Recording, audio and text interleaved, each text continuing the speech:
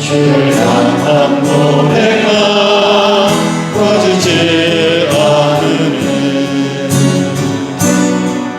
하늘을 열고 오소서. 이곳에 임재하소서. 주를 기다립니다.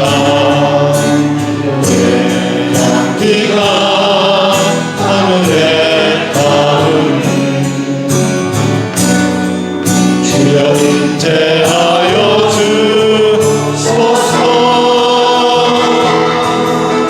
이곳에 오셔서 이곳에 앉으소서. 이곳에서 거리는 예배를 받으소서. 주님의 이름이 주님의 이름만이 오직 주의 이름만 이곳에 있습니다. 오셔서 이곳에 앉으소서. 이곳에서 거리는 예배를 받으소서.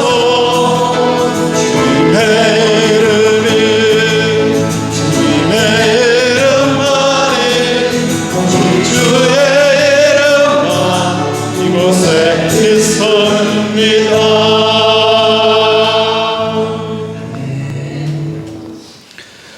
여호와께서 말씀하시되 오라 우리가 서로 변론하자.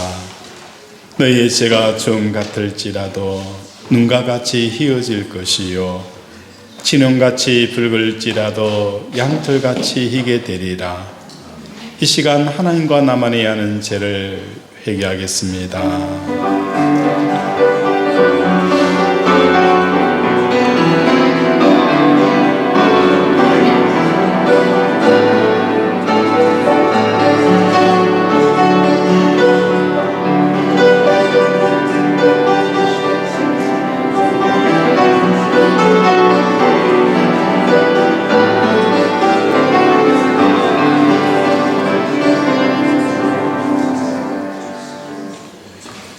하나님 아버지, 한 주간을 돌아보면서 우리의 마음이 이런저런 소식들을 통하여 요동치기 시작하였습니다. 잔잔하게 요동치다가 어느 순간 아버지 집채를 삼킬 만한 파도가 되어져서 아버지 내 마음을 삼켜버렸습니다.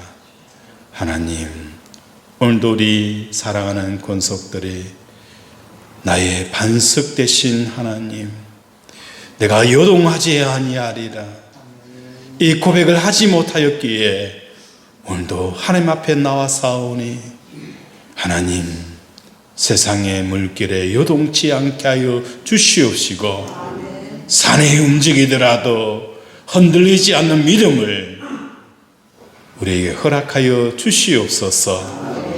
오늘도 예배 자리에 왔사오니 하나님 생각을 듣게 하시고 하나님의 뜻을 깨달아 알게 하여 주셔서 오늘도 세상을 넉넉하게 이기게 하여 주시옵소서. 예수 이름으로 기도드립니다. 아멘.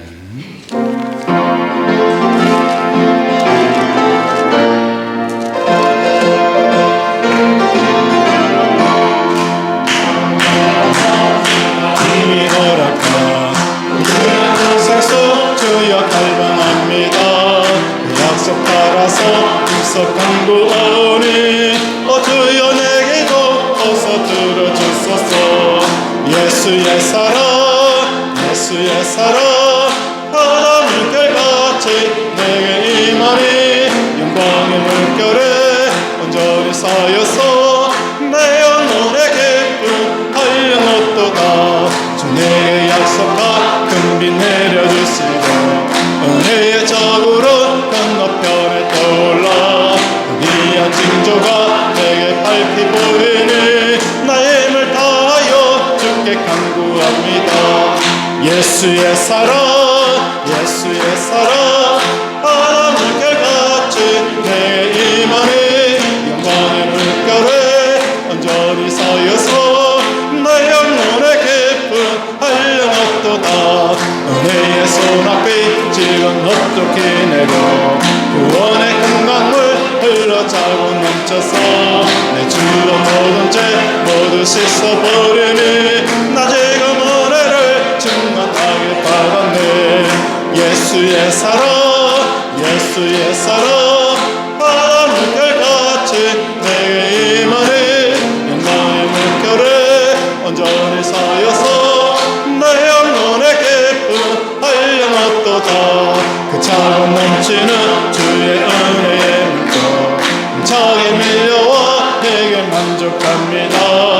할렐루야로 주를 찬송하오니 날만의 기쁨이 항상 충만합니다. 예수의 사랑 예수의 사랑 바다 물결같이 내게 임하니 영광의 물결에 온전히 서여서 내 영혼의 기쁨 한량없도다.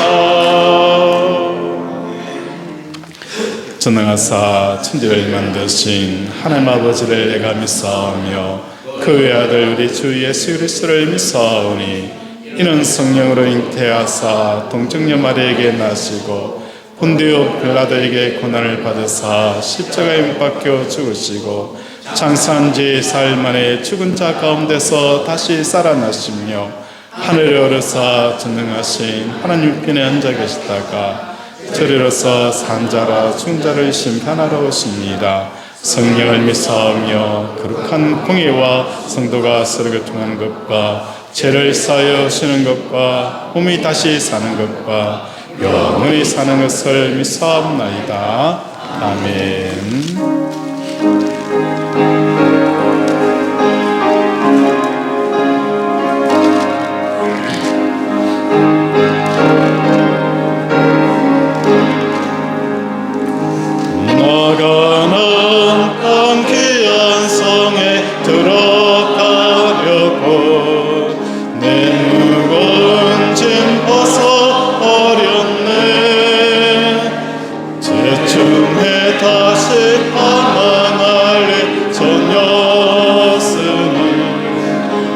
생명신의 가에 살겠네.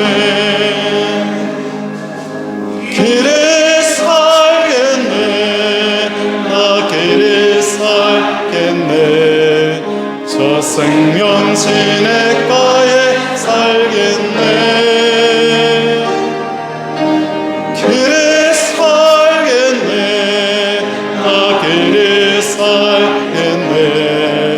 저 생명신의 가에 살겠네. 그들과 구름 기둥으로 인도하시니 나 가는 길이 형통하겠네. 그 요단강을 내가 지고 건넌 후에는 저 생명신의 가에 살겠네. 길에 살겠네. 나 길에 살겠네. 저 생명신의 가에 살겠네. 길에 살겠네. 나 길에 살겠네. 저 생명신의 가에 살겠네. 내 주린 영혼 만나러서 먹여주시니 그 양식 내게 생명 되겠네. 이후로 생명 양식 주와 함께 먹으며 저 생명신의 가에 살겠네. 길에 살겠네. 나 길에 살겠네. 저 생명신의 가에 살겠네. 길에 살겠네.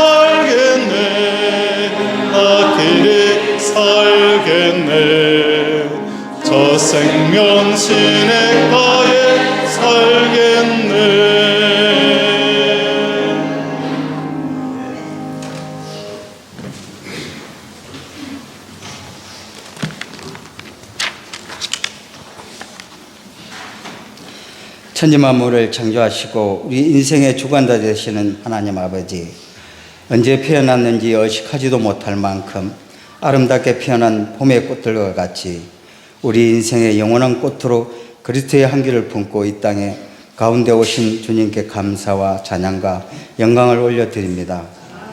주님 한 주간의 삶을 되돌아보면 하나님의 은혜로만 가득했던 우리의 삶이 아니었습니다. 하지만 이렇게 은혜로 살아왔던 우리의 삶에는 여전히 옛모습 그대로 그리스도인이라고 살아가지만 부끄러운 것 투성입니다. 나름 열심히 노력하며 떳떳하게 살았다고 생각하지만 말씀 앞에 비춰진 저희들의 모습은 너무나 작고 부끄러운 것밖에 없는 죄인임을 고백합니다. 그럼에도 사랑과 인내하심으로 우리를 안아주시는 아버지 하나님, 이처럼 죄 많은 저희들을 죄악 속에 두지 마시고 하나님의 강한 팔로 붙잡아 주시옵소서. 고통이 저희를 억누르지 못하게 하시고 없음이 저희를 비굴하게 만들지 못하게 하시며 병들고 연약함으로 믿음이 약해질까 두렵사오니 치유하여 주시옵소서. 우리 연약함을 도우시는 성령님, 저희를 대신하여 강구하여 주심을 믿습니다. 저희는 어떻게 기도하며 나가야 할지 알지 못하지만 성령께서 우리를 위하여 강구하여 주심으로 우리가 하나님의 뜻에 합당한 모습으로 살아가도록 도와주시옵소서. 사랑이 많으신 아버지 하나님, 주일학교 어린 생명들을 기억하여 주옵소서. 우리 주일학교 자녀들이 하나님의 어없는 자녀로 세워지도록 선생님들과 교회가 생명의 말씀을 가르치고 기도하게 하여 주시옵소서. 우리 다음 세대들이 세상의 빛으로 거듭나며 축복의 복음의 증인이 되게 하여 주시옵소서.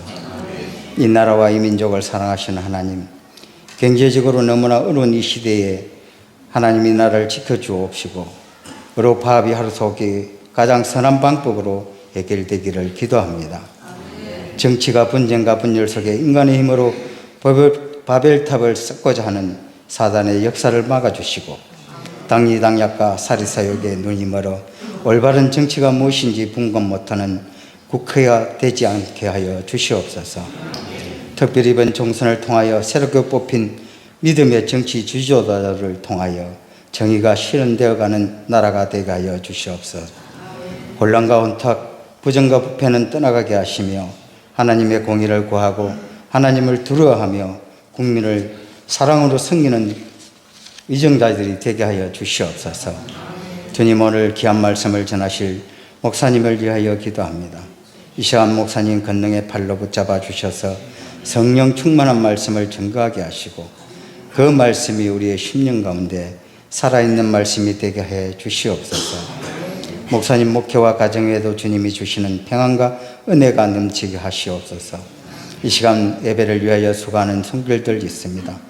교회 곳곳에 묵묵히 자를 지키며 헌신 봉사하는 손길들을 축복해 주시고 이들의 수고를 기억하여 주시옵소서. 모든 것에 감사드리며 예수 그리스도의 이름으로 감사 기도드립니다. 아멘.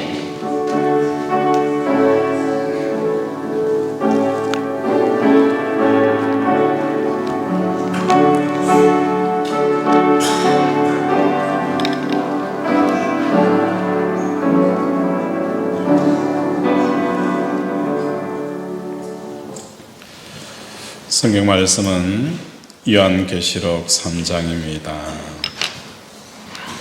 요한계시록 3장 14절에서부터 우리 22절까지 한 절씩 교독하겠습니다.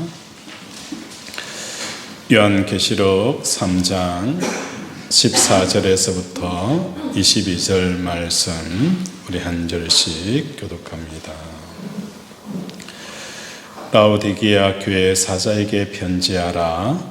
아멘이시요 충성되고 참된 증인이시요 하나님의 창조의 근본이신 이가 이르시되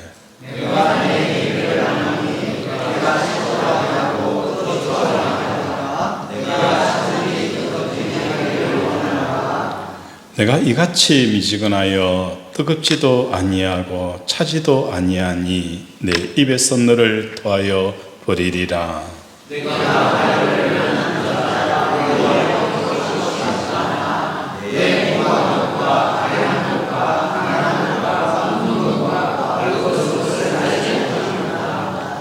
내가 너를 권하노니 네게서 불로 연단한 금을 사서 부유하게 하고 흰 옷을 사서 입어 벌거벗은 수치를 보이지 않게 하고 안약을 사서 눈에 발라 보게 하라.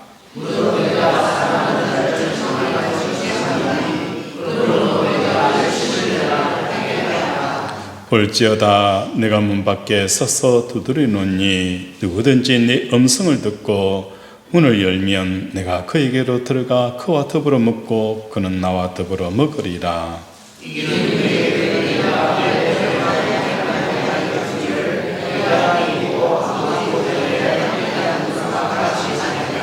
같이 보시겠습니다. 기 있는 자는 승리교회 하시는 말씀을 들을지어다. 아멘. 우리 서로 인사하겠습니다. 사랑하고 축복합니다. 사랑하고 축복합니다. 하나님의 사랑과 복이 가득 부어지기를 주님의 이름으로 축원을 드립니다. 우리는 천국에 계신 하나님을 눈으로 볼 수 없고 귀로 들을 수 없으며 손으로 만질 수도 없습니다. 그러나 예수님께서는 천국 보좌에 계신 하나님을 경험함으로 우리가 하나님과 어떤 관계를 형성해야 하는지, 어떤 관계 맺음을 해야 하는지를 가르쳐 주고 있습니다. 그래서 첫 번째 예수님께서 우리에게 하나님과 어떤 관계를 형성해야 되는지 그것을 가르쳐 주는데, 나는 아멘과 충성과 정인의 삶을 살아야 하는 것입니다. 우리 다시 한번 따라할까요? 나는 아멘, 충성, 정인의 삶을 살아야 한다. 자, 14절에 보면 라우디아 교회에 관련되어지는 예수님의 초상화가 그려져 있어요. 어떤 초상화가 그려져 있느냐? 아멘이요, 충성되고 참된 종이시요, 하나님의 창조의 근본이신 이가 이르시되라고 묘사가 되어져 있어요. 이 아멘이라는 것은 우리가 어떻게 이야기합니까? 진실로 그러합니다. 또 그대로 될지어다 라는 뜻으로 아멘을 이해하고 있어요. 그래서 아멘이라는 것은 어떤 문장 끝에 나오는 거예요. 이러이러한 약속의 말씀이 진실로 이루어지기를 원합니다. 아멘. 그렇게 기원을 뜻합니다. 그런데 오늘 문장 끝에 있는 것이 아니라 문장 제일 앞에 있다는 거예요. 아멘이시여. 이 아멘이라는 것은 어떤 의미가 담겨져 있습니까? 예수님께서 하나님 아버지 생각하시고 뜻하신 모든 일을 그대로 이루신다는 의미가 담겨져 있다는 거예요. 예수님께서 아버지의 생각과 아버지의 말씀과 계획들을 하나도 차질 없이 다 이루어내는 분이 누구라는 거예요? 예수님이라는 거예요. 예수님이 버림을 당하시는 이 하나님의 생각이 있을 때에 예수님은 사람들로 버림당하는 것을 고통스러워하지 않았습니다. 제자들에게 배신당하는 것, 이것을 하나님의 뜻 안에 있었기 때문에 예수님은 배신당하는 것 때문에 고통스러워하지 않았습니다. 다윗도 마찬가지였어요. 다윗의 위대한 점이 있다면 그게 무엇이었을까? 사울 왕을 죽이지 않았다는 거예요. 사울 왕을 왜 죽이지 않았을까? 사울 왕은 다윗에게 있어서 인생의 가장 걸림돌이 사울 왕이었어요. 그런데 사울 왕을 죽이지 않은 것은 사울 왕이 어떤 사람입니까? 기름을 부음 받은 자라는 거예요. 기름을 부음 받은 자이기 때문에, 하나님께 기름을 부음 받은 자이기 때문에 다윗은 손대기를 금했다는 겁니다. 사울 왕이 죽어버리면 다윗은 이스라엘의 왕이 되어서요, 그에게 인생에 뭐가 열리는 거예요? 꽃길을 걷게 되어진다는 거예요. 사울 왕이 죽으면 다윗은 인생의 꽃길을 걷게 되어지는데, 사울을 2번이나 죽일 수 있는 기회가 있었음에도 불구하고 죽이지 않았어요. 이유는 다른 게 아니라 하나님의 기름 부음을 받은 자라는 거예요. 여기서 주는 교훈의 메시지가 있습니다. 첫 번째로는 하나님께 기름을 부음 받은 자라는 것이 무엇인가? 더 나아가서 자기 인생의 꽃길을 방해하는 이 적을 제거하는 것이 무엇인가에 대한 이해가 필요한 거예요. 사울 왕은 하나님께 기름 부음 받았다는 것은 사울 왕이 다윗의 인생을 그렇게 힘들게 몰아가는 이것이 뭐 하는 거예요? 하나님의 뜻에 있다는 것을 기름 부음 받음으로 다윗은 이해를 한 거예요. 나를 그렇게 죽이려고 쫓아오는 이것이 기름 부음을 받았다는 것은 하나님의 뜻 속에 있다는 것을 다윗이 깨달은 거예요. 내가 이렇게 고난당하고 이렇게 쫓기고 이렇게 하는 사람들이 하나님의 계획 속에 있다는 것을 알았기 때문에 다윗은 사울을 죽이기를 거절했다는 겁니다. 하나님의 뜻이라고 하면 골고다 가는 길, 십자가에 가는 길 마다하지 않겠습니다. 예수님께서 십자가에 죽는 그 하나님의 뜻 앞에서도 뭐 하는 거예요? 아멘, 아멘. 우리는 푸른 초장과 실만한 물가로 이끌어 주시면 아멘, 아멘, 아멘 하지만 아골골짝으로 인도하시면 하나님 왜 이러세요? 제가 뭐 잘못했어요? 왜 나만 미워하십니까? 그게 아니었다는 거예요. 예수님은 아멘이시요, 아멘이시요. 하나님의 생각과 하나님의 말씀과 하나님의 뜻 앞에서 그것이 어떤 것인지 상관하지 아니하고 아멘. 우리는 예수를 믿는 것이 교회를 다니고 교회에 출석하는 것으로 예수를 믿는 것으로 이해를 합니까? 물론 그것도 예수 믿는 거예요. 그러나 예수를 믿는다는 것은 예수를 따라가야 되는 거예요. 예수님을 따르지 않고 교회만 출석한다는 것은 아무 의미가 없는 거예요. 능력이 나타나지 않는 거예요. 우리 속에 실탄이 되어져야 되는 거예요. 그리스도인들은 공포탄이 되어진 거예요. 빵빵 소리만 나지 파괴력이 없다는 거예요. 왜 그럴까? 예수님께서는 바리새인과 사두개인과 다른 권세가 있었다라고 표현하고 있는 거예요. 예수님에 있는 권세는 하나님과 늘 동행하는 삶을 살아간 거예요. 하나님과 동행하는 삶, 우리가 예수님과 동행할 때에 아무도 손을 대지 못하는 그 권세가 여러분에게 생기는 거예요. 사모하고 결혼하고 나서 보통 여자들이 아내들이 남자들 뭐 하는 거 알 볼 때가 많이 있잖아요. 그렇죠? 우리가 돈을 많이 벌고 또 뭐 하는 거예요? 높은 지위에 오르면 아내가 남편을 함부로 못 대해요. 그런데 이제는 뭡니까? 은퇴할 때가 다 돼가고, 그죠? 또 집에서 놀고 있으면 뭐 합니까? 남편을 이렇게 자꾸 낮춰요. 우리 제자비전교회 우리 집사님들과 권사님들은 그렇지 않지만 다른 교회 보니까 그렇더라고요. 그런데 아내가 남편을 절대로 깔보지 못하는 것은 언제인 줄 아십니까? 남편이 하나님과 동행할 때에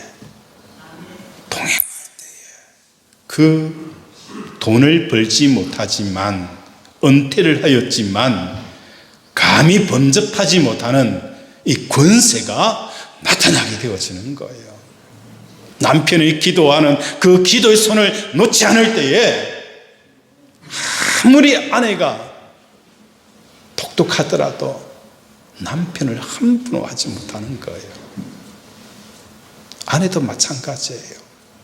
하나님을 사랑하고 하나님 앞에 기도하고 믿음으로 사는 아내를 믿지 않는 남편이 함부로 못합니다. 그 권세와 그 능력이 주어지기 때문이라는 거예요. 아멘이시요. 하나님의 뜻과 하나님의 생각을 내 삶 속에서 그대로 다 이루어낼 때에 하나님의 권세가 나타나는 겁니다.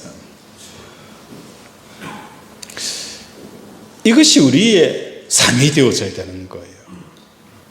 나는 돌아보기를 원합니다. 내가 예수를 믿으면서 내 속에 아멘이시오. 김 목사는 아멘이다.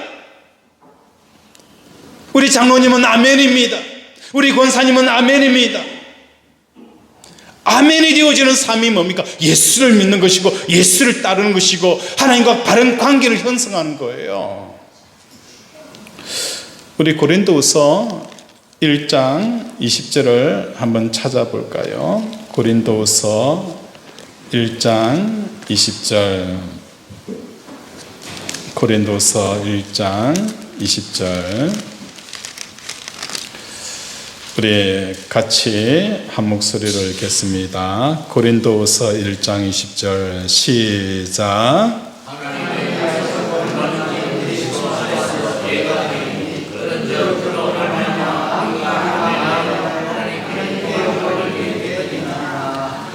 하나님의 약속은 얼마든지 그리스도 안에서 뭐가 되나니? 예가 되나니. 그런 말미암아 우리가 아멘하여 하나님께 영광을 돌리게 되리라.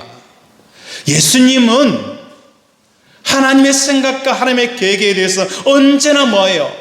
아멘, 아멘 했다는 거예요. 그래서 고린도후서 1장 20절에도 뭡니까? 우리가 아멘하여, 우리도 뭐 하는 거예요? 예수님처럼 하나님의 뜻을 아멘, 아멘하고 받아들이는 저와 여러분이 되어져야 한다는 것입니다.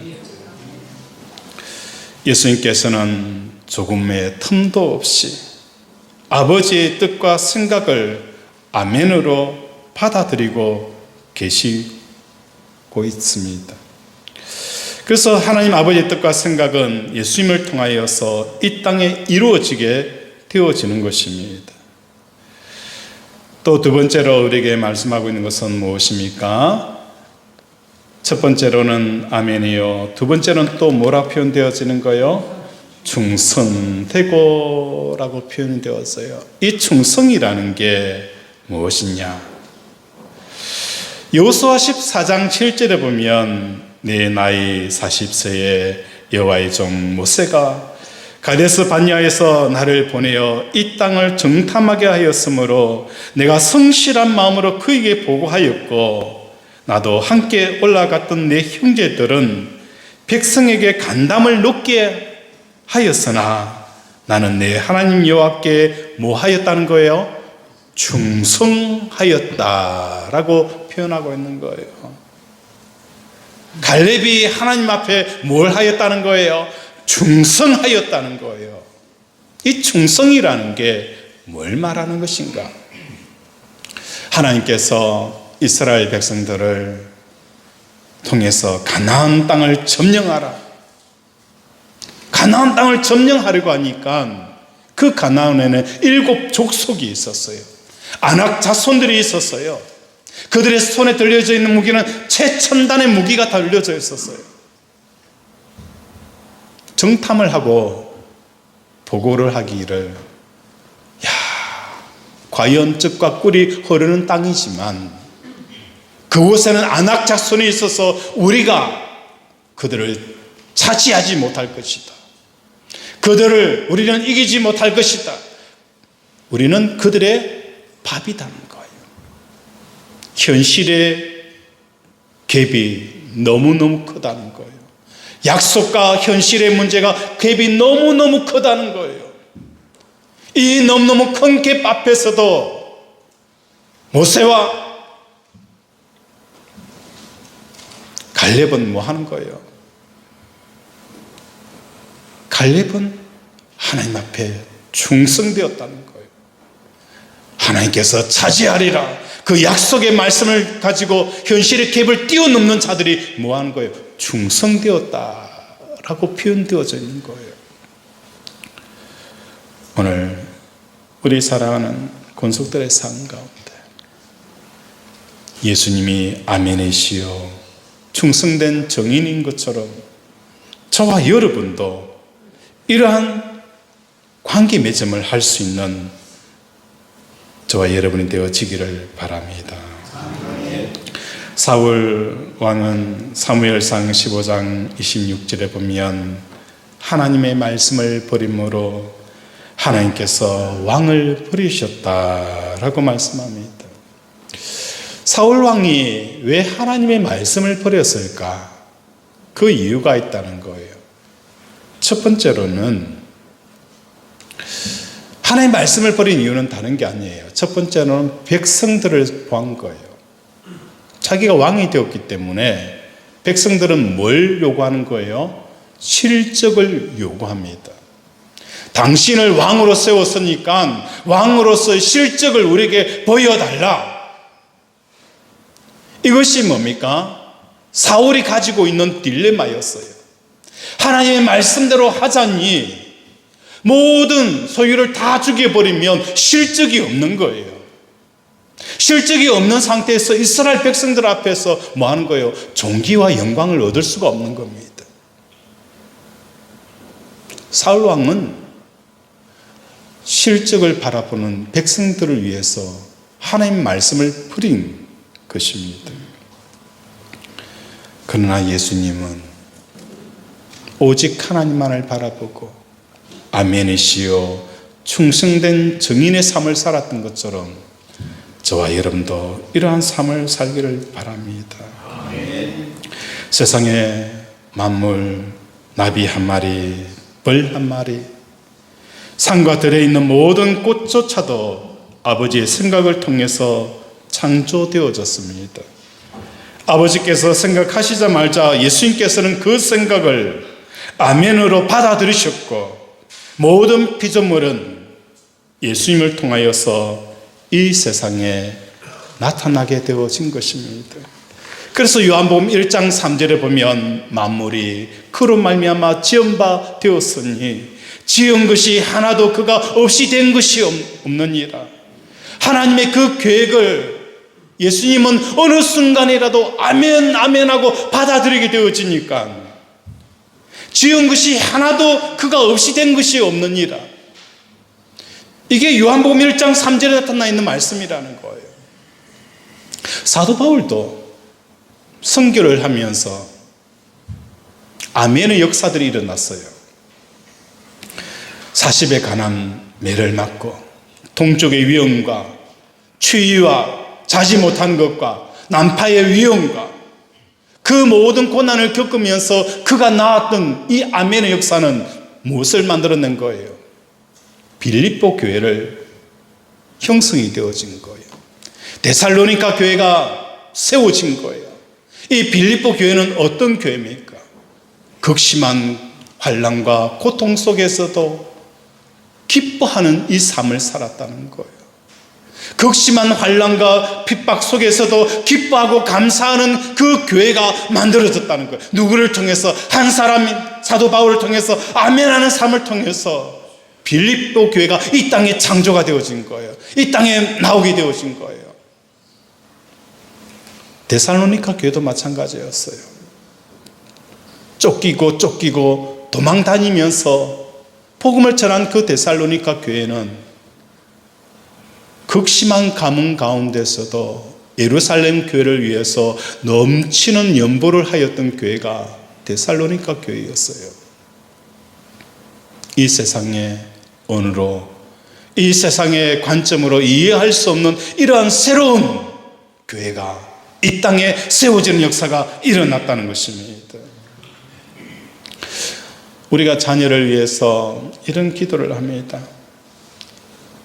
하나님, 머리가 될지언정 꼬리가 되지 말게 하여 달라라고 우리는 기도를 합니다.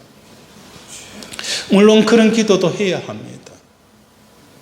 그런데 우리가 1등의 자리에 올라가야 하나님께 영광이 되느냐? 그렇지가 않아요. 이때까지 우리는 1등의 자리가 하나님의 영광을 돌리는 자리라고 생각을 했어요. 그런데 1등의 자리가 하나님께 영광을 돌리는 자리가 아니라는 거예요. 하나님의 영광을 돌리는 자리는 하나님께서 내가 있어야 될 자리, 내가 있어야 될 그 자리를 내가 지키고 고수하는 그것이 하나님께 영광이 된다는 거예요. 오늘 우리는 너무나도 높은 자리에 올라가야 하나님께 영광이 된다라고 하지만 하나님께서 내가 지금 머물러야 될 그 자리, 환난 속에서도 하나님 앞에 감사하는 그 자리, 그 자리가 하나님께 영광이 되어진다는 거예요.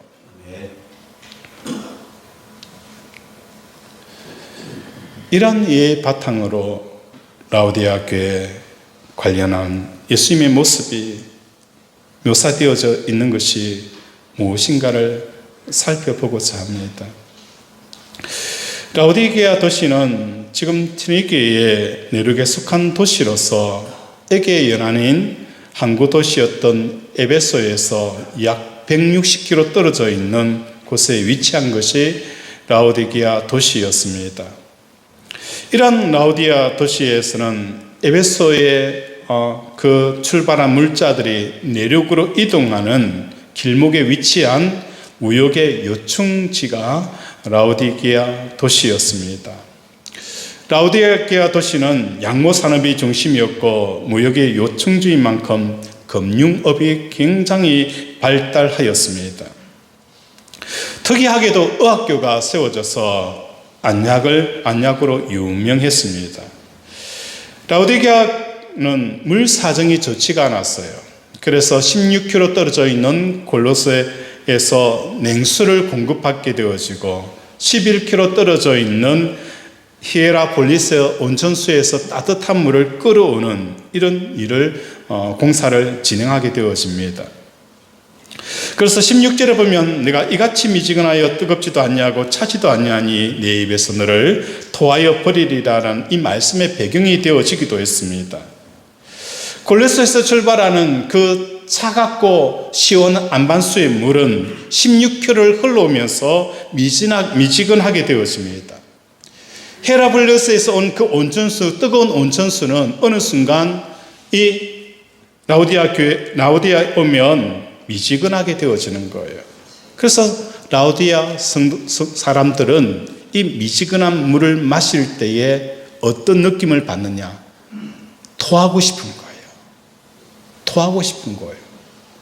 그래서 예수님께서 토하겠다라는 이 의미를 이 라오디게아 도시의 사람들은 너무나도 잘 알고 있었어요.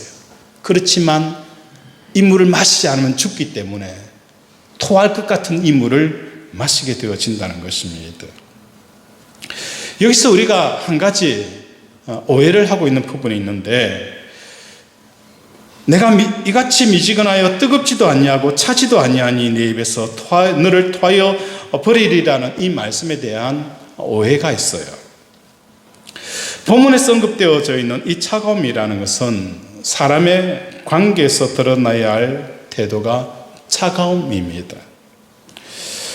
우리는 살아가는 동안에 어쩔 수 없이 수없이 많은 사람들과 관계를 맺으며 살아갑니다. 이 모든 관계의 핵심은 차가움이라는 것입니다. 부모는 자식에게 뭐 하는 거예요? 바른 소리를 제대로 하지 못합니다. 자식은 부모에게 뭘 못하는 거예요? 바른 소리를 하지 못한다는 거예요. 왜 하지 못할까? 어느 사형수가 마지막 죽음을 앞두고 어머니와 면회를 요청을 한 거예요. 면회를 요청해서 어머니가 그 아들을 만나지 말자 막 우는 거예요. 네가 어쩌다가 이렇게 사형수가 되었느냐 막 울고 있어요. 그때 아들이 어머니에게 이렇게 이야기한, 어머니 제가 조용하게 이야기할 이야기가 있으니 내 입에다가 귀를 대세요 라고 하는 거예요. 그래서 어머니가 아들이 무슨 이야기를 할까라고 해서 귀를 아들의 입에 가까이 댄 거예요. 그때 아들이 어머니의 귀를 물어버린 거예요. 어머니의 귀에서 피가 줄줄 흐르는 거예요. 그러면서 아들이 어머니에게 이렇게 이야기합니다.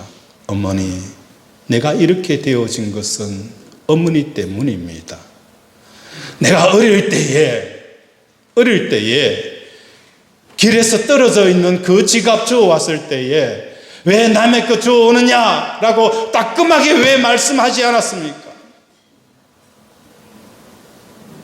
내가 중학교 들어갔을 때에 학급 친구의 그 물건 훔쳐왔을 때에 왜 나에게 그러면 안 된다라고 왜 말씀하지 않았습니까?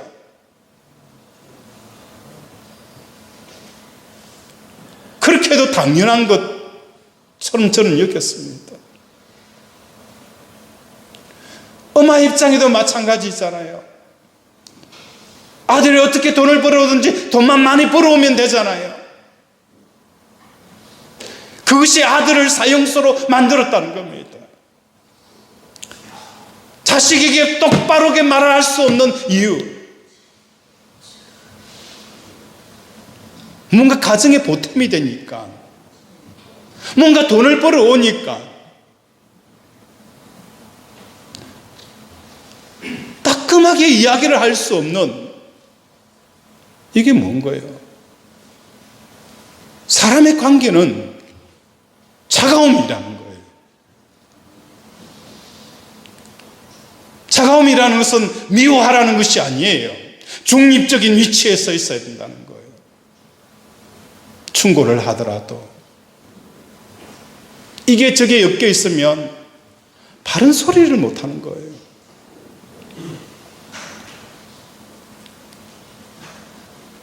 뜨거움이라는 것은 하나님과의 관계입니다. 내가 이같이 미지근하여 뜨겁지도 아니하고 차지도 아니하니 라는 이것을 문자적으로 보면 둘 중에 하나를 택하라는 의미로 우리는 이때까지 오해를 하고 온 거예요. 이 말씀은 둘 중에 하나를 택하라는 게 아니에요. 차든지 덥든지 하라.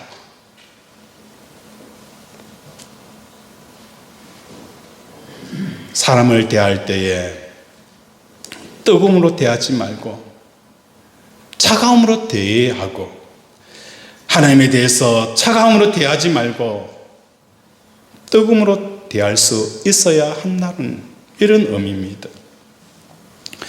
그렇다면 사람의 관계에서 차가워야 한다는 것이 무엇을 의미하는 것일까요? 사도 요한은 요한서신에서 형제를 뜨겁게 사랑할 것을 요청하셨습니다.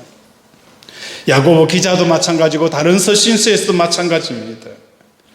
그랬던 사도 요한이 이제 와서 사람을 사랑하지 말라고 차갑게 대하라고 하는 그 요청은 무슨 의미가 담겨져 있는 거예요? 사람의 관계에서 차가울 수 없다면 절대로 사람을 사랑할 수 없습니다. 사도 요한이 강조한 형제 사랑은 하나님을 뜨겁게 사랑하여 연합함으로써 하나님께 주시는 그 형제의 마음을 전하는 것이 바로 형제 사랑이라는 것입니다. 하나님이 아닌 사람에게 뜨거운 마음을 가졌다면 이 세상을 향한 하나님의 마음을 담을 수 없기 때문입니다. 우리가 잘 알고 있는 내려놓음의 저자인 이용규 선교사님의 간증입니다. 몽골을 선교지에 와보니 그 지역에 너무 가난하고 배우지도 못하고 먹지도 못하고 집도 없는 청년 몇몇이 있었어요. 그래서 선교사님이 이 청년에게 먹을 것을 주고 입을 것을 주고 살 집을 지어줘야겠다라는 이 마음이 들더래요. 그런데 성령님께서 이 사람들을 위해서 아무것도 하지 말라는 거예요. 이 사람들을 위해서 어떤 것도 하지 말라는 거예요. 선교사가 선교지에 와서 가난한 사람들, 헐벗은 사람들, 배고픈 사람들을 위해서 뭔가를 해주고 싶은데 성령님께서 하지 못하게 하는 거예요. 선교사님이시니까 자기 마음의 뜻을 쫓기보다는 성령이 주시는 마음으로 그 청년들을 그냥 내버려 둔 거예요. 몇 년 있다가 어느 준수한 청년이 선교사님에게 오는 거예요. 오면서 인사를 꾸벅합니다. 누구세요? 그러니까 선교사님에게 선교사님, 몇 년 전에 이곳에 있던 우리가 바로 저희입니다. 그렇게 이야기하는 거예요. 그때 선교사님 깨닫게 되어지는 거예요. 왜 하나님께서 이들을 돕지 말라고 하신 이유를 알게 되어지는 거예요.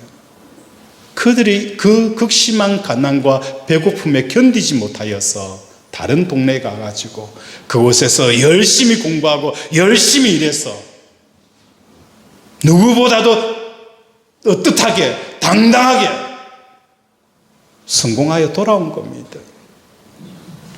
그걸 보면서 선교사님 깨닫게 되어진 거예요. 내가 만약에 이들을 도와주었더라면 그들은 평생 조금 더 나은 옷을 입고 조금 더 나은 음식을 먹고 조금 더 나은 집에 살렸지만 이렇게 변화되어지지 못하였을 것이다. 오늘 우리는 사람의 관계성 속에서 차갑게 되어야 됩니다. 차갑게 되는 것은 사랑하지 말라는 것도 아니라 항상 중립성으로 관계를 맺어야 되는 거예요. 왜 중립적인 관계를 맺어야 되느냐?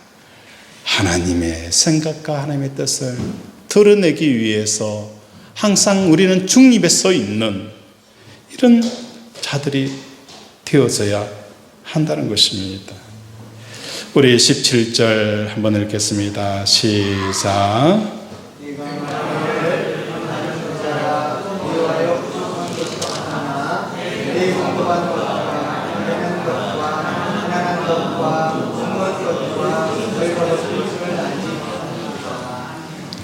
내가 말하기를 나는 부자라 부유하여 부족한 것이 없다나 라고 표현되어져 있어요. 이 라오디아 도시는 무역업이 발달되어져 있는 도시예요. 무역업이라는 것은 쉽게 말해서 금융업인데 돈으로 돈을 버는 영업을 하는 것이 금융업입니다. 돈 넣고 돈을 먹는 이런 장사를 하는 것이 금융업이었다는 거예요. 원래 돈이라는 것은 물건을 구입하기 위한 수단이었어요. 돈이 없던 시즌에는 물물 교환을 필요한 물자를 얻게 되어지는 거예요. 내가 지금 빵을 만드는 빵 장사다. 그런데 내가 지금 칼이 필요하다. 그러면 어떻게 하는 거예요? 내 빵을 들고 가서 칼 장수에게 빵을 주면서 뭘 가져오는 거예요? 칼을 얻어오는 거예요. 이게 물물 교환이 이루어졌어요. 그런데 어느 순간 물물 교환을 하다 보니까 저 사람이 빵이 필요하다고 나에게 왔는데 그 사람에게 들려져 있는 것은 그 사람은 뭘 만드는 사람이에요? 화살을 만드는 사람이에요. 화살을 주면서 빵을 가져가는 거예요. 나는 화살이 필요 없는데 그렇다고 저 사람이 빵을 안 줄 수 없잖아요. 그러면 나에게 필요 없는 물건들이 막 들어오는 거예요. 그래서 만들어진 게 뭡니까? 돈이라는 거예요. 돈을 통해서 내가 필요한 것들을 사게 되어지는 겁니다. 그런데 문제는 뭡니까? 돈은 물물 교환의 수단이 되어진 게 아니라 어느 순간 사람 마음에 소원함이 되어진 거예요. 소원의 대상이 되어져 버린 거예요. 미지근함이라는 것은 뭘 말하느냐? 사람의 마음에 무엇인가 소원하게 되어지면 다른 대상에 대해서는 어떻게 행동하게 되어지느냐? 근성으로 상대를 하게 되어지는 거예요. 돈에 꽂힌 사람, 돈에 소원하는 사람은 돈과 관계없는 사람을 만날 때에 어떻게 대하는 거예요? 근성으로 대하게 되어지는 거예요. 근성으로 상대하게 되어지는 거예요. 이게 사람뿐만 아니라 하나님 관계에서도 마찬가지로 뭐 하는 거예요? 근성적으로 상대하게 되어지는 겁니다. 예를 들어서 친구가 미팅을 한 거예요. 야, 우리 언제 만나서 맛있는 거 먹고 같이 하루 종일 수다하자. 그래서 만났어요. 5분도 채 되지 않아서 사랑하는 사람이 전화 온 거예요. 나 지금 어느 곳에 좀 만났으면 좋겠어. 그래 알겠어. 전화를 끊고 나서 친구에게 이런 이야기 합니다. 내가 급한 일이 생겨가지고 도저히 못하니까 다음에 만나자. 그 자리를 어떻게 하는 거예요? 떠나는 거예요. 어떤 경우에는 이야기를 하더라도 그 이야기가 무슨 이야기를 하고 있는지 전혀 들리지 않는 거예요. 빨리 가서 그 사랑하는 사람을 만나서 이야기를 해야지. 이것에 온통 집중되어져 있다 보니까 지금 앞에 있는 이 친구에 대해서는 근성으로 대하게 되어지는 거예요. 이게 뭡니까? 본문에서 오늘 말씀하고 있는 미지근함이라는 겁니다. 사람의 마음이 어딘가 몰입되어지게 되는 순간 다른 대상에 대해서는 미지근하게 대하게 되어지는 거예요. 이 미지근함은 차가움과 다릅니다. 내가 하나님과 예수님을 믿는 사람이라면 사람에 대해서 분명한 차가움을 드러내야 됩니다. 그런데 마음이 돈에 꽂혀 있다 보니까 차가움을 드러내야 될 사람에게 대해서 근성으로 대하게 되어지는 거예요. 그러니까 어떤 경우에는 사람에 대해서 뜨겁게 사랑하게 되어지는 이런 결과를 가져게 되어지는 것입니다. 오늘 돈뿐만 아닙니다. 내가 지금 소원하고 있는 그 대상이 무엇인가? 하나님 외에 다른 어떤 대상이 내 마음에 소원함이 되어졌을 때에는 우리는 모든 대상에 대해서 바르게 어떤 관계를 맺어야 되는지를 근성으로 대하게 되어지므로 차갑게 대해야 될 것을 뜨겁게 대하고 뜨겁게 대해야 할 것을 차갑게 대하는 이 관계가 이루어지는 겁니다. 어린 소자에게도 물 한 그릇을 대접할 수 없는 마음이 되어져 버리는 거예요.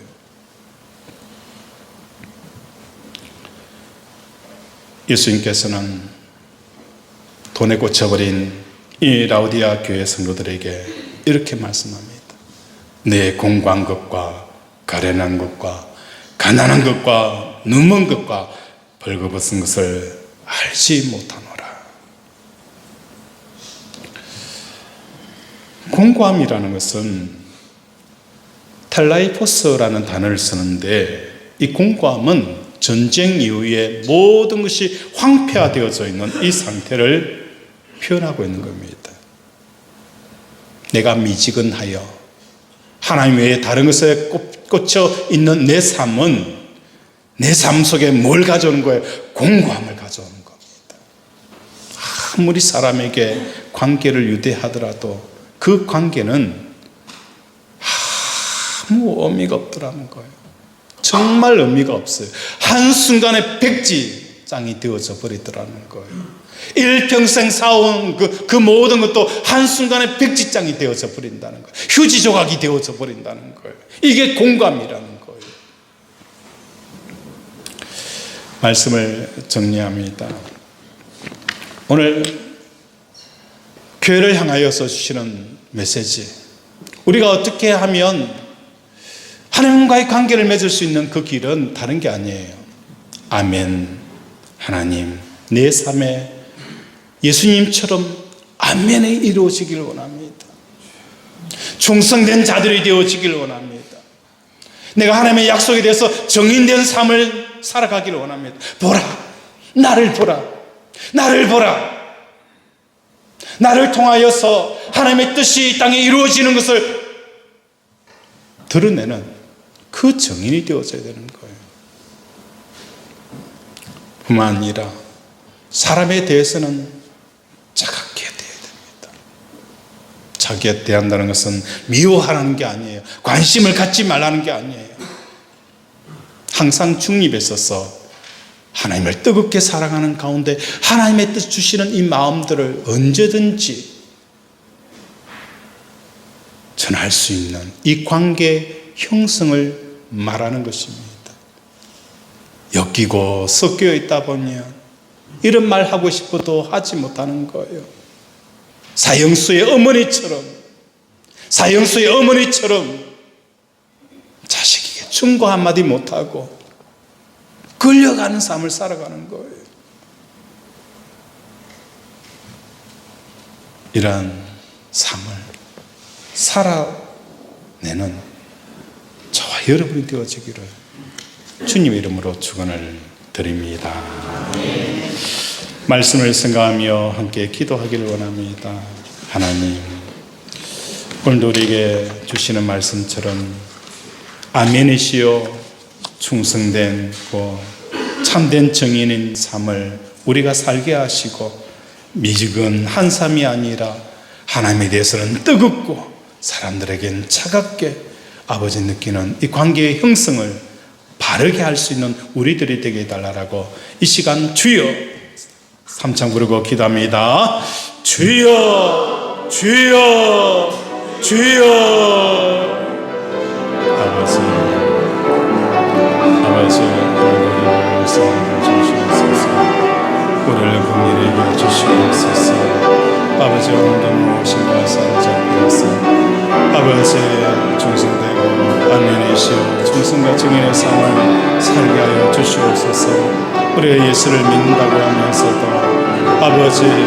아버지 아멘의 삶과 충성과 증인의 삶을 살지 못하는 것을 회개하오니 오늘도 충성과 아멘과 아버지 주여 증인의 삶을 살게 하여 주시옵소서. 또한 하나님과 세상에 대해서 올바르게 눈을 뜨게 하여 주시옵소서.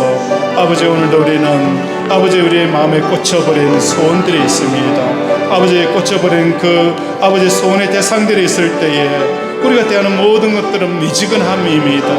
아버지 이 영적인 미지근함이 우리의 눈을 가려서 아버지 차갑게 대해야 할 것을 뜨겁게 대하고 아버지 뜨겁게 대해야 할 것을 차갑게 대하는 아버지 이 혼돈의 삶을 살아갈 수밖에 없사오니 아버지 오늘도 마음을 다하고 뜻을 다하고 힘을 다하여 온전히 하나님을 사랑하는 우리 권속들 되게 도와주시옵소서.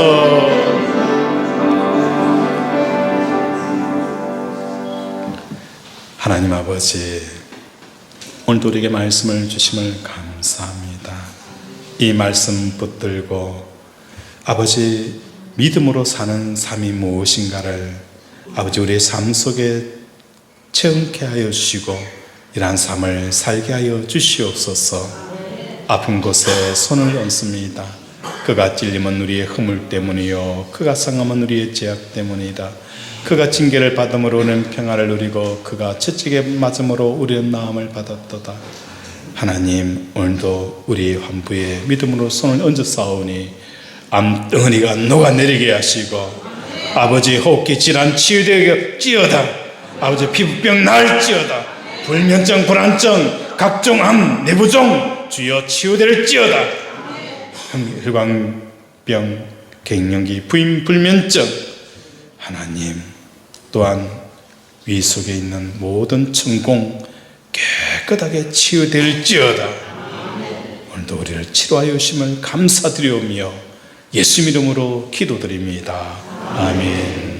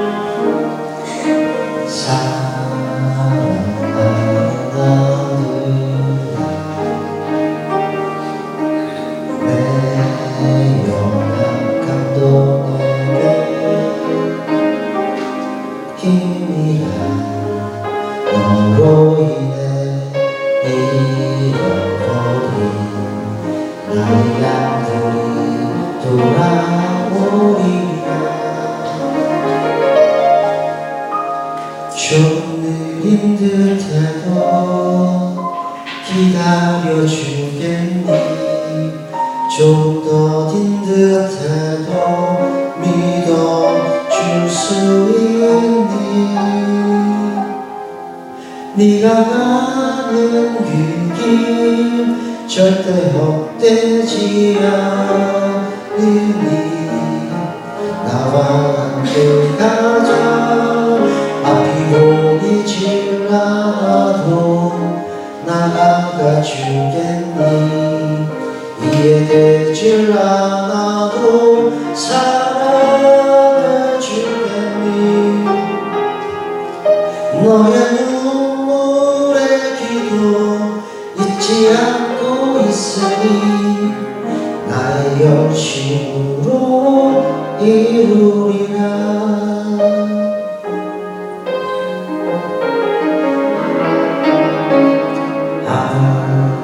나뿐인 사랑아 내게 부탁이 있다. 길 잃어진 영혼 돌아보라. 나의 품으로 안기어라. 좀 느린 듯해도 기다려주겠니? 좀 더딘 듯해도 믿어줄 수 있니? 네가 가는 그 길 절대 헛되지 않으니 나와 함께 가자. 앞이 보이질 않아도 나아가 주겠니? 이해되질 않아도 사랑해 주겠니? 너의 눈물의 기도 잊지 않고 있으니 나의 열심으로 이루리라. 좀 늦은 듯해도 기다려주겠니? 좀 더딘 듯해도 믿어줄 수 있니? 네가 가는 길 절대 헛되지 않으니 나와 함께 가자. 앞이 보이질 않아도 나아가 주겠니? 이해되질 않아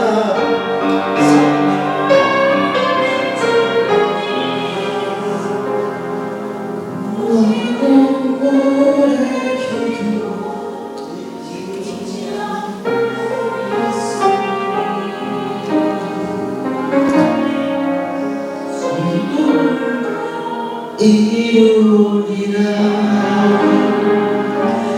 너의 눈물의 기도 잊지 않고 있으니 나의 열심으로 이루리라. 내게 그따위 부탁한다.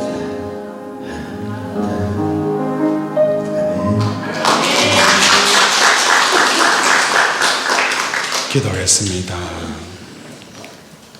조금 늦어도 기다려줄 수 있겠니? 조금 늦어도 믿어줄 수 있겠니? 하나님, 내 삶을 돌아보면 조금 늦어도가 아니라 한참 늦어도 늦었습니다. 그래도 기다릴 것입니다.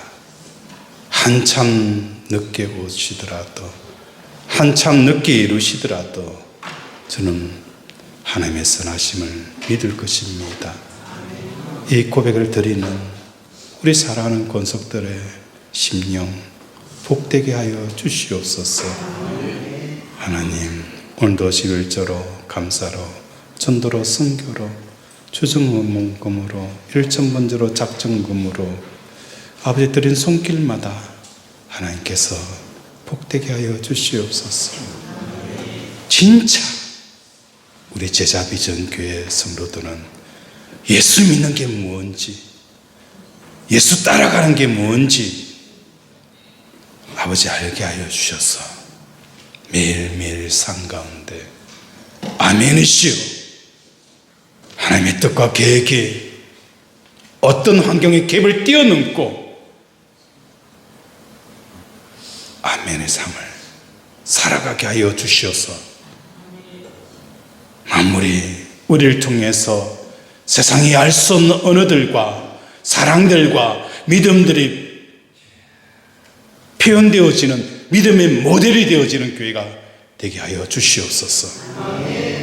중성을 하되 갈렙과 여호수아가 그 현실의 벽을 뛰어넘어 약속을 지켜 충성되었던 것처럼 오늘도 이 땅에 향하여서 하나님이 어디 있느냐라고 외치는 이 백성들을 향하여서 하나님이 살아계십니다라고 충성된 증인이 되게 하여 주시옵소서. 오늘도 하늘의 신령한 것과 땅에 기름진 것으로 채워주시옵소서. 이 가뭄의 때에 아버지 흔들리지 않게 하여 주시옵시고 파는 곳마다 우물물이 솟아오르게 하시고 막히고 끊어진 다리들은 성령께서 이어주시고 뚫어주시옵소서. 오늘도 함께하여 주실 성령 찬양하며 예수 이름으로 기도드립니다. 아멘. 네, 감사합니다. 교회 소식 주보를 참조해 주시기 바랍니다. 우리 유치부 예배와 또 우리 주일 오전 일부 예배를 신설하여 드립니다. 유치부 예배는 11시 예배 드리고 일부 예배는 9시 30분 우리 교육관에서 예배를 드립니다. 일부 예배에 참여하실 분들은 교사뿐만 아니라 누구든지 참여할 수 있으니 9시 30분 예배가 신설되었음을 알려드립니다. 그리고 여전도에 1, 2여전도의 알뜰 바자회가 5월 11일 오전 10시부터 오후 3시까지 교회 마당에서 실시되어집니다. 바자회 물품 많이 출품해 주시기 바랍니다. 그리고 우리 장로님들과 함께 건축 작정 헌금을 하기로 했어요. 조금씩 해서 하는 목적이 뭐냐면 우리 교회 전체가 목조로 이루어져 있어요. 외벽도 목조로, 위에 지붕도 목조로, 전체 다 목조로가 이루어졌는데 밖에 보면 그 스타코치란 그 사이에 금이 갔어요. 금이 가다 보니까 빗물이 들어가면 나무에는 좋지 않기 때문에 이 전체를 세라믹으로 칠한다고 하던데 그 보수를 하려고 합니다.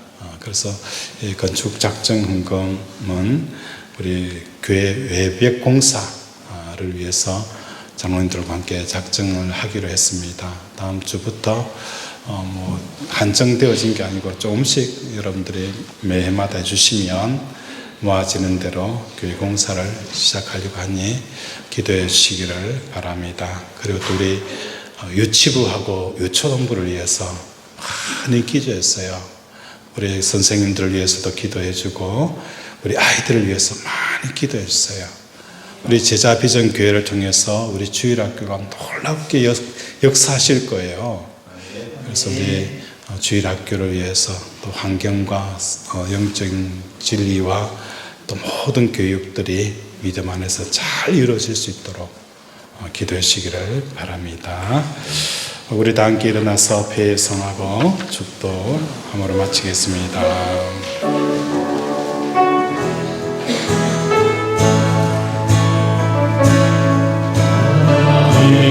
내 사랑을 사모하는 자 하나님의 평안을 바라보는 자 너의 모든 것 창조하신 우리 주님은 너를 얼마나 사랑하시는지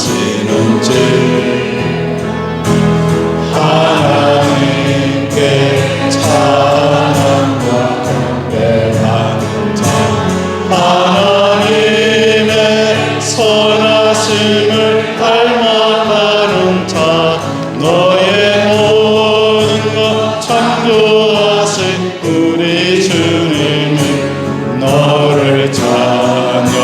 사무총회 하나님 사랑의 눈으로 너를 어느 때나 바라보시고 하나님 인자 않기로서 언제나 너에게 기울이시니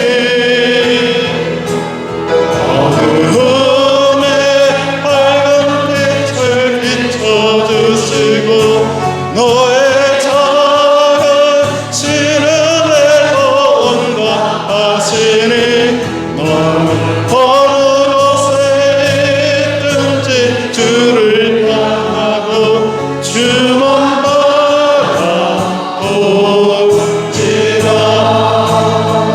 서로 축복합니다.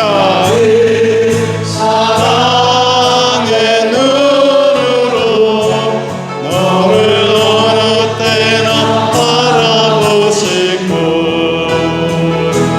하나님 인자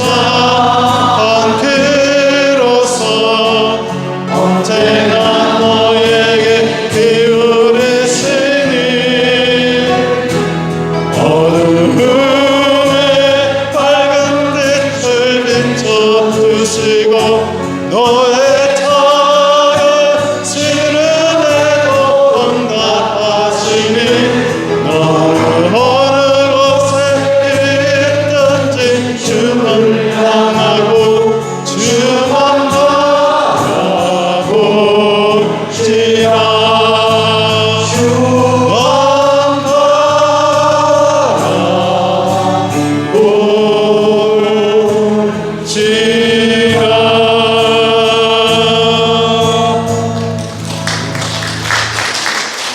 우리 이렇게 한번 인사할까요? 한참 기다려도 기다려줄 수 있겠니? 한참 늦어도 믿어줄 수 있겠니? 네, 우리 주님께서 여러분을 굉장히 기뻐하실 거예요.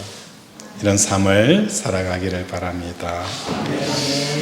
지금은 우리 주 예수 그리스도의 은혜와 하나님 아버지의 무한하신 사랑과 성령의 교통 역사하심이 기다려도 오지 않는 이 삶 속에서도 그럼에도 불구하고 아멘 아멘하고 기다리기를 원하는 우리 사랑하는 권속들의 가정과 자녀와 직장과 경영의 터 위에 주의 은혜가 영원토록 함께 있을지어다.